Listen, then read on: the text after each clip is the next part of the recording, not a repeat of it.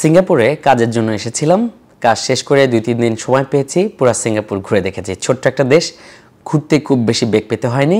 So মোটামুটি Singapore ঘোরার পরে আমার মনে একটা প্রশ্ন উকি দিয়েছে, এই দেশে তো মানুষই নাই, তাহলে ব্যবসায়ীরা এই দেশে পাইছেটা কি? বড় বড় যে কোম্পানিগুলা, মাইক্রোসফট, ফেসবুক, গুগল, বড় বড় সব কোম্পানি কেন সিঙ্গাপুর বেসড? তাদের হেডকোয়ার্টার, অফিস, ডেটা সেন্টার, স্টার্টআপগুলো কেন সিঙ্গাপুরমুখী?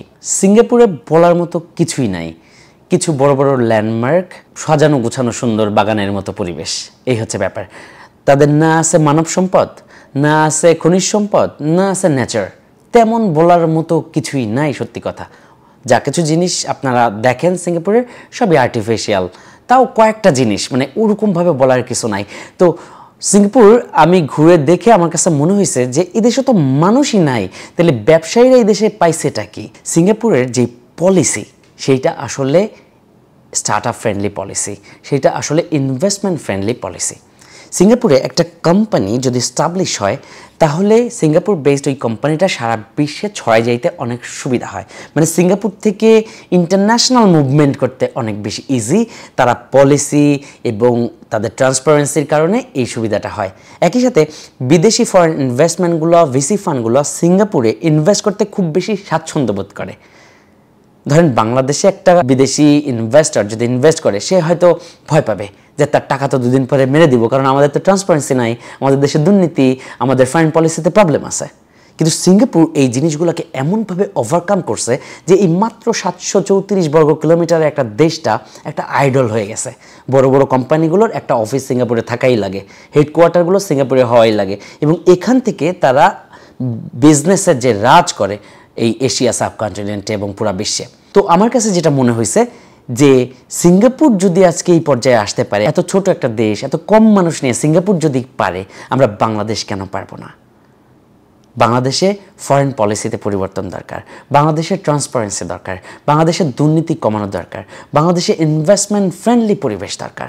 আজকে আমরা একটা কোম্পানি, ফর এক্সাম্পল একটা আইওটি প্রোডাক্ট, একটা নতুন ইনোভেশন করব, সেই প্রোডাক্টটা বিক্রি করব যে ইন্টারন্যাশনালি। একটা ওয়েবসাইট খুলে যেমন আপনারা আইফোন কিনতে পারেন, বিশ্বের যে কোনো জায়গা থেকে মানুষ ওয়েবসাইটের মাধ্যমে আইফোন অর্ডার করতে পারে। তো বাংলাদেশে কোনো একটা প্রোডাক্ট তৈরি করে আমি যে বিশ্বে ছড়াই দিব, সেই পেমেন্ট গেটওয়ে কিন্তু আমাদের দরকার, যেমন পেপ্যাল, যেমন স্ট্রাইপ, এগুলো বাংলাদেশে আনা দরকার। এখনও পর্যন্ত অনেক চেষ্টা করা হয়েছে, বাট পেপ্যাল আসে নাই, এখনও পর্যন্ত আমাদের স্ট্রাইপ আসে নাই। কাজ হচ্ছে, বাট আমার কথা কাজের যে স্পিড, এই স্পিড ইজ নট এনাফ। কারণ বাংলাদেশ একটা রিসোর্সফুল কান্ট্রি।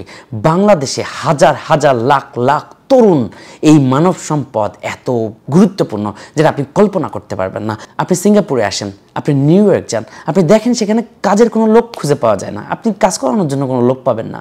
পাইলেও তাদের দুনিয়ার টাকা দিয়ে তারা বিদেশ থেকে হায়ার করে লোক নেয়। ইভেন আমাদের বাংলাদেশ, ইন্ডিয়ান সাবকন্টিনেন্টের অনেকেই এইসব দেশে কাজ করে। তাহলে বাংলাদেশে যে পরিমাণ মানুষ, এটা কত বড় সম্পদ বুঝতে পারছেন?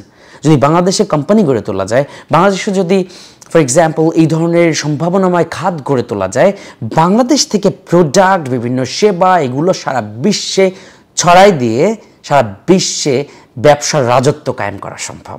দরকার ফরেন পলিসিতে পরিবর্তন, দরকার ইনভেস্টমেন্ট ফ্রেন্ডলি পরিবেশ গড়ে তোলা, দরকার ট্রান্সপারেন্সি, দরকার স্টার্টআপ ফ্রেন্ডলি পরিবেশ গড়ে তোলা, এবং অফকোর্স আপনারা যারা ভিডিও দেখছেন, আপনাদের দরকার চাকরির পিছনে না ছুটে উদ্যোক্তা হওয়া। কারণ উদ্যোক্তা হলে মানুষের জীবন মান পরিবর্তনের জন্য কাজ করা যায়। সো আমি সবশেষে একটা কথাই বলবো, আপনি যদি দেশের বাইরে আসেন, সিঙ্গাপুর, নিউ ইয়র্ক অথবা এরকম উন্নত কোনো বিশ্বে যান, তখন আপনি টের পাবেন যে বাংলাদেশ আসলে একটা রত্ন। আমি জাস্ট বলার জন্য বলতেছি না, বাংলাদেশে এত সম্ভাবনা, এত মানুষ, এত উর্বর ভূমি, এত কিছু আমাদের আছে। যদি সেটার প্রপার ইউজ আমরা করতে পারি, যদি সেটাকে আমরা প্রপারলি ট্রান্সপারেন্সির সাথে দুর্নীতি না করে আমরা যদি সুন্দরভাবে আসলে একটা ইকোসিস্টেম গড়ে তুলতে পারি, একে অন্যকে টেনে নিচে না নামিয়ে আমরা যদি একে অন্যকে সাহায্য করে সামনে আগায় যাইতে পারি, আমরা যদি স্টার্টআপ ফ্রেন্ডলি পরিবেশ গড়ে তুলতে পারি, তাহলে আইটির বিশ্বে এবং বর্তমান সম্ভাবনাময় যতগুলো খাত আছে, এই প্রত্যেকটা খাতে বাংলাদেশ থেকে বিশ্বে রাজত্ব করা সম্ভব। আজকের ভিডিও এই পর্যন্তই, দেখা হচ্ছে অন্য কোনো ভিডিওতে। This is Subair Sain, signing out for today. আসসালামু আলাইকুম।